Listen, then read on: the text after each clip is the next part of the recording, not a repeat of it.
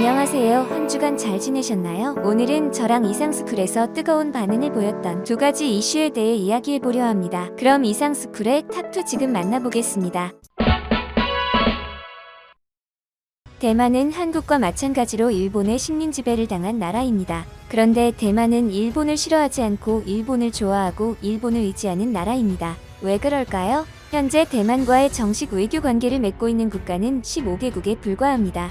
그나마 수교국이 많았던 아프리카 국가들도 대만과 단교하고 중국과 외교 관계를 맺는 현실이죠. 이러한 상황에서 대만은 과거사를 논하며 얼마 안 남은 민주주의 우방 국가를 미워할 여유가 없는 것입니다. 그리고 고립된 외교 지형을 고려하면 일본과의 친밀한 관계를 버릴 수 없는 것입니다.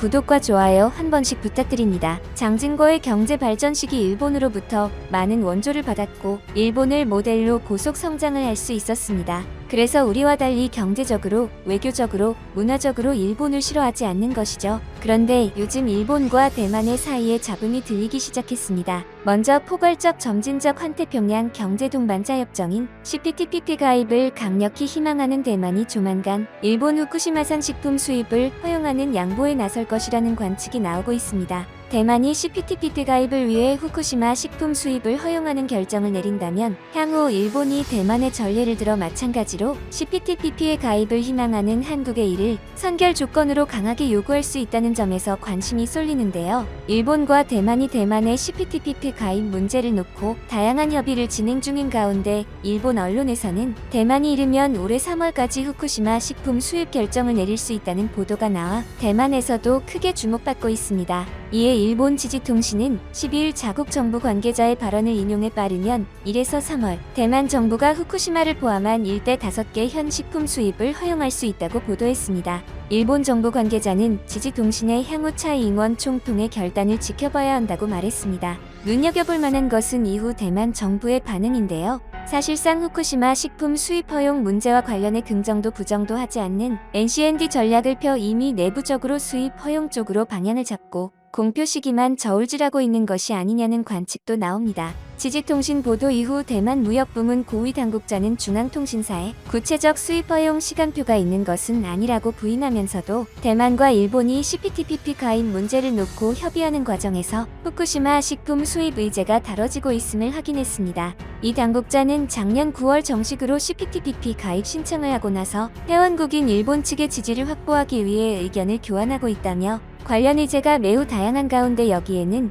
일본 측이 제기한 후쿠시마 식품 의제가 포함되어 있다고 설명했습니다. 대만은 세계 여러 다른 지역과 마찬가지로 2011년 3월 일본 후쿠시마 원전 사고 이후 일대 농수산물 수입을 금지하고 있는데요. 차이잉원 총통이 이끄는 대만 정부는 중국 경제 의존도를 낮추기 위한 근본적 수출 구조 다변화 차원에서 미국과의 FTA 체결과 CPTPP 가입을 강력히 희망하고 있습니다. 양안 관계가 역대 최악의 수준으로 악화하고 중국의 거친 압박이 일상화된 가운데 대만 정부와 여당은 큰 정치적 부담에도 대외 경제 구조의 근본적 재편 필요성을 절실하게 느끼고 있다는 평가입니다. 이런 차원에서 대만 정부는 앞서 대만 내 일각의 강력한 반발에도 가축 성장 촉진제인 락토파민 함유 돼지고기 수입을 전격 허용하면서 미국과의 FTA를 가로막는 중대 장애물을 제거하는 결단을 내렸습니다. 야당인 국민당이 이 문제를 국민투표로 끌고 가면서 차이잉원 정부가 정치적 곤경에 처하기도 했지만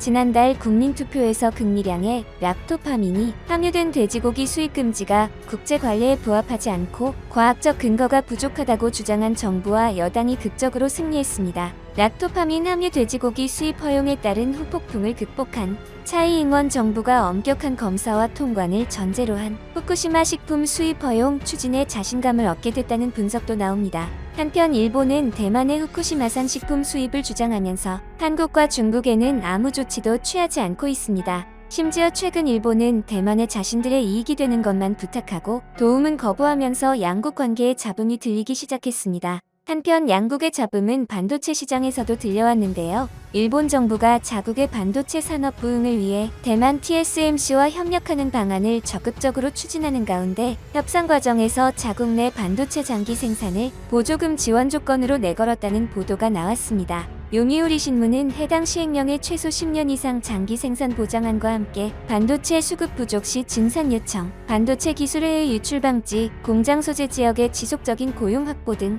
조건도 포함할 예정이라고 덧붙였습니다. 또한 기업이 이들 조건을 위반했을 때 일본 정부는 지원한 보조금을 반환하도록 요구할 계획입니다. 그런데 일본 정부가 세계 최대 파운드리 업체인 대만 TSMC의 신공장을 국내에 유치하면서 거액의 보조금을 주는 것이 세계무역기구 규칙에 위반으로 제소당할 수 있다는 주장이 제기됐습니다. 당시 기시다 총리는 TSMC 공장 건설이 일본 반도체 산업의 자율성을 높이고 경제 안보에도 크게 기여할 것이라며 지원하기로 한 배경을 설명했습니다. 아사히 신문은 TSMC 신공장 투자액이 총 1조엔 규모라며 절반인 5천억 엔을 일본 정부가 지원하는 방향으로 검토되고 있다고 전했습니다.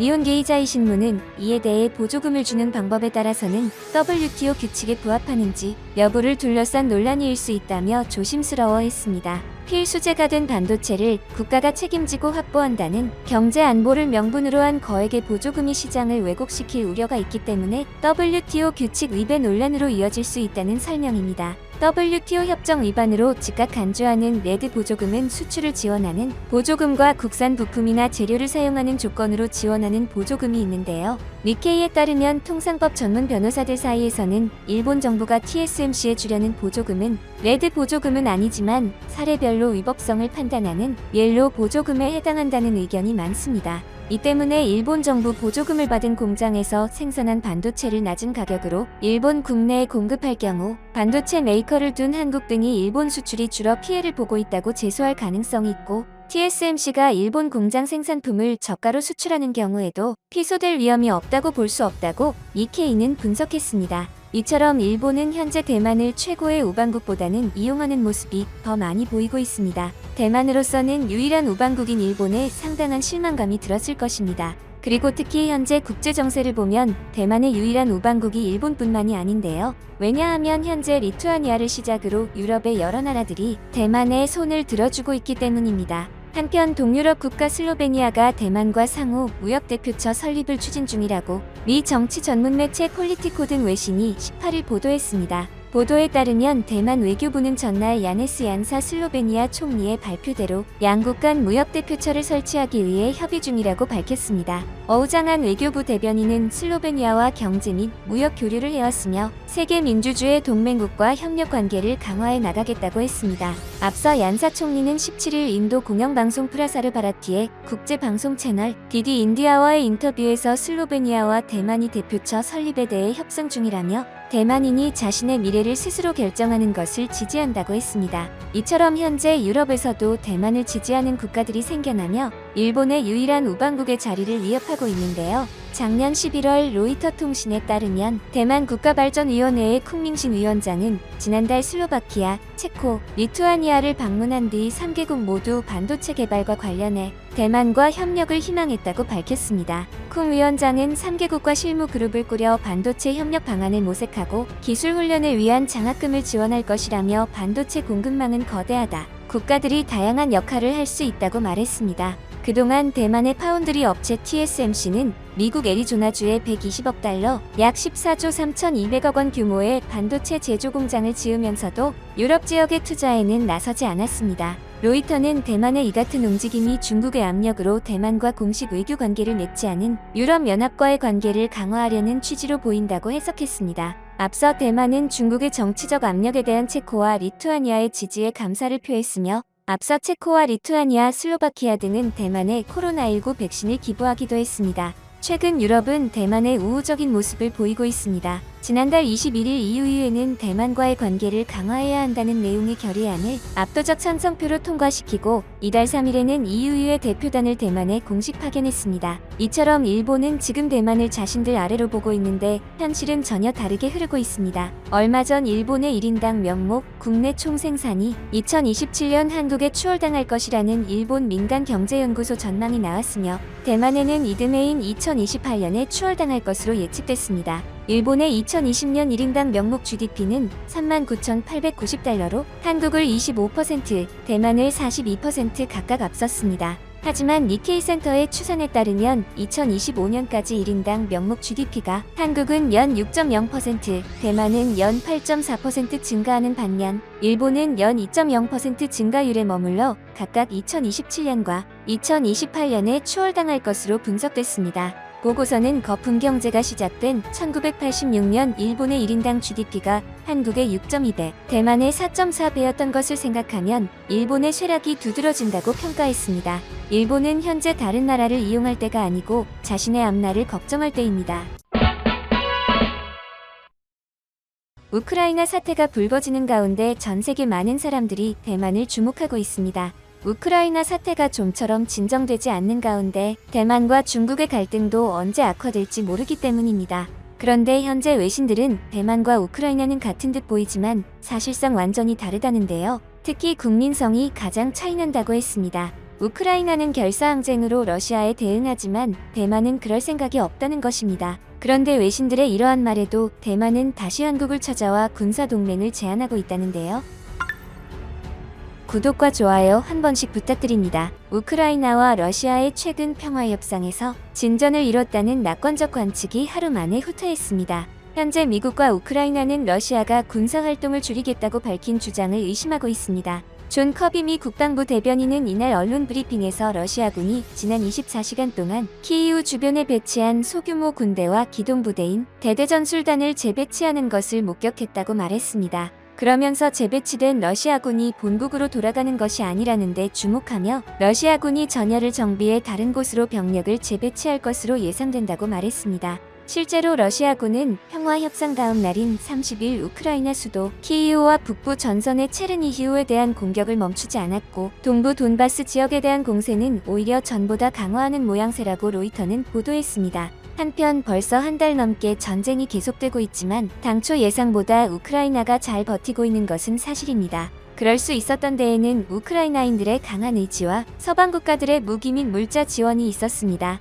그런데 이런 모습을 본 대만은 긴장하는 것이 아니라 안도하고 있습니다. 우크라이나를 도우려 전 세계가 합심하는 것처럼 대만이 침공을 받더라도 전 세계가 도와주고 싸워줄 것이라고 생각하는 것입니다. 실제로 대만은 중국이 대만을 공격할 경우 미국이 개입해 대만을 도와준다고 굳게 믿고 있습니다. 그런데 대만인들 중 일부는 미국이 아닌 일본군이 나서서 도와줄 것이라고 주장한다고 합니다. 이는 우크라 사태 때 미국이 우크라에 직접적 파견을 안 해 나온 주장이라는데요. 대만은 이처럼 자신들이 싸울 생각은 눈꼽만큼도 없고 어떤 나라가 도와줄지에만 관심이 있습니다. 한편 대만이 이처럼 누군가가 도와줄 것이라는 믿음은 바로 대만의 반도체 때문인데요. 반도체 패권 장악이 그 무엇보다 중요한 요즘, 대만의 반도체가 중국에 넘어간다면 세계가 한순간에 마비된다고 보고 있기 때문입니다. 하지만 국제사회는 이러한 대만의 태도와 대만의 군복무를 보며 대만을 좋지 않게 보고 있습니다. 현재 중국과 대만이 전쟁을 하면 어떻게 될지에 대한 수많은 예측이 나오고 있습니다. 중국군이 까다로운 타이완 섬 해안의 일시에 대거 상륙하기는 힘들어 초기엔 고전하리라는 분석도 있지만 타이완과 미국 등지의 군사 전문가 중에서 타이완군이 중국군에 맞서 전선을 지켜내리라고 보는 이는 거의 없습니다. 상황이 이런데도 타이완 국민에게는 이런 위기감이나 중국에 맞서 싸우겠다는 여론은 그다지 높지 않습니다. 이는 정말 우크라이나와는 확연히 다른 모습인데요. 관계자들은 우크라이나는 비교적 경제적 능력이 약해 무기가 없어도 악으로 버티는 국민성이 있지만 대만은 이제 곧 한국과 일본의 경제에 견줄 수 있을 만큼의 경제적 번영으로 인해 군 복무 기피 현상마저 나오고 있다고 합니다. 실제로 작년 7월 중순 타이완 일간지 이티투데이가 20세 이상 2,640명을 상대로 한 여론조사에서 싸우겠다, 가족의 참전을 막지 않겠다는 응답이 40.9%에 그쳤는데요. 49.1%는 싸우지 않겠다였습니다. 특히 현재 대만은 우크라이나 같은 위협을 받고 있음에도 이해가지 않는 군복무를 하고 있는데요. 2000년 이전까지 18세 이상의 타이완 남성은 2년간 의무적으로 군복무를 했습니다. 그러나 계속 줄어서 2016년부터는 4개월간 기초 군사훈련만 하면 됩니다. 월스트리트 저널은 이 기간도 일부 사격훈련을 제외하곤 낙엽 쓸고 예비 타이어 옮기고 잡초 뽑는 것으로 보낸다고 보도했습니다. 이들 병사들은 스스로를 부모의 과보호 속에 스트레스를 견디지 못하고 쉽게 얼굴을 붉히는 딸기족이라고 부르는데요. 대만 항공특수사령부의 한 장교는 월스트리트 저널의 세상의 어느 전문직 일이 4개월 만에 능숙해질 수 있느냐고 한탄했습니다. 이에 작년 7월 한 여론조사엔 대만 국민의 75.2%가 군 복무 기간을 늘려야 한다고 답했습니다. 독일 공영 국제방송인 DW는 지난 5월 타이완 현지 보도에서 예비군도 70만 명 있지만 이들이 기꺼이 싸우리라고 착각하는 이는 거의 없다고 했으며 예비군은 2년마다 7일간 소집되지만 대부분 하루 모이고 끝난다고 전했습니다. 대만 군대의 심각성은 대만을 도와주겠다고 한 미국에서도 느끼고 있는데요. 대만군과 협력해 온 미군 장교들은 군 장교들은 인류라고 평합니다. 하지만 4개월 훈련한 병사들은 사정이 다르며 대만 국민들조차 군을 신뢰하지 않는다고 전했습니다. 대만의 저널리스트인 폴 후앙은 작년 2월 미국의 외교안보 저널인 포린 폴리시의 타이완군은 빈껍데기라고 비판했습니다. 타이완 국방부에 따르면 육해 공군 정원은 18만 8천 명인데 실제로는 15만 3천 명에 그쳤습니다. 심지어 현재 징집 대상 연령층에선 4개월 복무를 면제받기 위해 어떻게 맥도날드 햄버거로 급속도로 살을 찌웠는지 정보가 돌기도 하며 후앙은 대만 섬의 최전선을 지키는 기갑기계와 포병도 필요 병력의 60에서 80%에 불과하다고 밝혔습니다. 이처럼 현재 세계는 중국이 대만을 공격할까봐 노심초사하고 있는데 정작 대만은 자국의 위험성에 크게 신경을 쓰지 않는 모습입니다. 그런데 도대체 왜 대만인들은 이런 일촉즉발의 상황에서도 느긋한 것일까요? 이에 외국 언론 인터뷰에서 젊은이들은 중국이 침공하면 전 세계가 가만히 있겠느냐? 중국이 국제적 평판이 추락하는 것을 꺼려 침공 못한다. 미국 같은 나라가 개입할 것이라고 답했으며 심지어 중국이 경제력으로도 대만을 삼킬 수 있는데 왜 굳이 무력을 쓰겠느냐는 답도 있었습니다. 그러나 대만이 그렇게 굳게 믿고 있는 미국은 사실 타이완을 방어할 조약상의 의무가 없습니다. 의무가 있다는 바이든 대통령의 발언으로 중국 정부가 발끈하자 미국 백악관은 미국의 타이완 정책은 바뀐 것이 없다고 해명하기도 했죠. 미국의 타이완 정책은 중국의 침공을 좌시하지 않겠다는 전략적 모호성입니다. 이런 모호성 속에서 미 육군 특수부대와 해병대가 1년 넘게 대만군을 훈련해왔습니다. 그런데 대만은 외신들의 이런 심각성 보도에도 자주국 방력을 키우는 대신 돌연 한국과 동맹을 맺고 싶어하는 뜻을 내비치고 있는데요. 대만이 한국과의 동맹을 원하는 모습은 다소 의아할 수 있는데요. 왜냐하면 양국 모두 반도체가 국가 주요 산업이며 양국의 반도체는 1위를 다투는 경쟁 상대이기 때문입니다. 하지만 한국은 북한, 중국, 일본에 대응하기 위해 항상 국방력을 키우고 있으며 공격과 방어 모두 되는 몇 안 되는 나라 중 한 나라입니다. 그리고 결정적으로 중국마저 한국이 대만의 편을 들까봐 두려워한다는 것입니다. 실제로 중국 내에서는 한국과 미국이 군사동맹을 강화해 유사시 대만 편을 들 것을 중국이 우려하고 있다고 보도했습니다. 한국 혼자서도 중국의 위협이 되고 부담이 되는데 한미 동맹을 더욱 발전시켜 대만의 편에 서면 중국이 오히려 당할 수 있다는 판단인 것입니다. 앞서 미국은 지난 1월 조 바이든 미국 대통령 취임 이후 반도체, 차세대 이동 통신 등 다방면에서 한국과의 협력을 추진하고 있습니다. 또한 최근 한미 군사협력이 강화되고 작년 5월 미국이 한국의 미사일 사거리에 대한 제한을 해제하자 한국은 비핵국가 중 최초로 잠수함에서 탄도미사일을 발사했습니다. 이에 중국은 미사일 개발에 대한 제한을 해제해 한국이 중장거리 미사일을 개발할 수 있도록 허용함으로써 바이든 행정부는 한국에 당근을 제공했고 이는 중국을 봉쇄하기 위한 것이라고 지적했습니다. 한편 대만은 한국과의 군사협력을 성사시키려면 한국에 대만의 반도체 공장을 지어주고 개발협력의 노력을 보여야 협력이 성사될 것이라고 주장하고 있습니다. 대만은 지금까지 자신들의 지정학적 위험성을 극복하기 위해 일본, 미국 등을 비롯해 해외에 공장을 지어왔습니다. 특히 한국과는 경쟁 상대이기에 일본에 엄청난 투자를 하는 등의 도발까지 보여왔는데요. 대만이 이제는 한국과의 협력을 위해 한국에도 반도체 공장을 증설하는 내용도 검토하고 있다고 알려졌습니다. 하지만 대만은 한국에 투자를 해 얻을 게 많겠지만 한국은 전혀 그렇지 않습니다. 한국은 이미 주한미군이 존재하며 한국과 미국은 서로 도움을 주는 법적인 조약이 존재합니다. 따라서 한국에 있어 대만과의 협력은 오히려 손해일 수 있다는 것입니다. 그런데 만약 대만이 중국에 넘어간다면 중국의 영향력은 지금보다 더욱 커질 것이 분명합니다. 여기에는 한국으로 수송되는 석유와 가스의 경로가 막힐 가능성도 있습니다. 현재 한국으로 오는 대부분의 선박은 대만 앞바다를 지나서 옵니다. 따라서 대만이 중국에 넘어간다면 그 경로가 위태로워져 한국의 에너지 수급에 상당한 문제가 생길 수 있습니다. 만약 이렇게 에너지 수급에 문제가 생기게 된다면 주한미군 및 주일미군의 주둔도 위태로워져 또 다른 안보 문제가 생길 수 있습니다. 이처럼 대만은 자신들이 민주주의의 최전선에 있다며 존재감을 내세우고 있습니다. 하지만 자국민들이 지킬 의지가 없는 나라를 국제사회가 발벗고 나서서 지킬 이유는 없습니다. 대만은 지금부터라도 자주국 방력을 키울 필요가 있으며 자주국 방력 없이 서방 국가들의 도움만을 기다리는 것은 바람직하지 않습니다.